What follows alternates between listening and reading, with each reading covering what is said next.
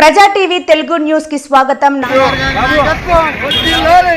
ఈరోజు ఆంధ్రప్రదేశ్ నాలుగోసారి ముఖ్యమంత్రిగా ఎన్డీఏ కూటమిలో భాగంగా నారా చంద్రబాబు నాయుడు గారు ఈరోజు సీఎంగా ప్రమాణం చేస్తున్న సందర్భంగా అలాగే బీజేపీ, జనసేన, టీడీపీ కలిసి ఏర్పాటు చేసిన ఎన్డీఏ ప్రభుత్వంలో క్యాబినెట్ హోదా బీజేపీ పార్టీ తరఫున శ్రీ సత్యకుమార్ యాదవ్ అన్న గారికి రావడం శుభసందర్భంగా రాష్ట్ర ప్రజానీకం అందరూ కూడా హర్షం వ్యక్తం చేస్తున్నారు.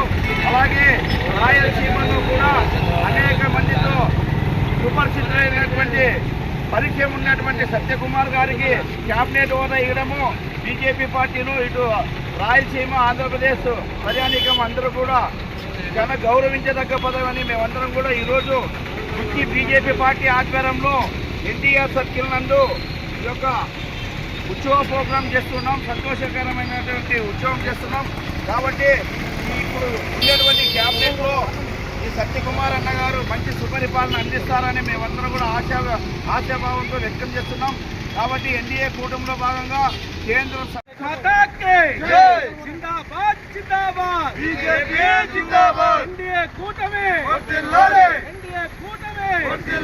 సత్యకుమార్ నాయకత్వం, గుమ్మనూరు జయరాం నాయకత్వం, పవన్ కళ్యాణ్ నాయకత్వం.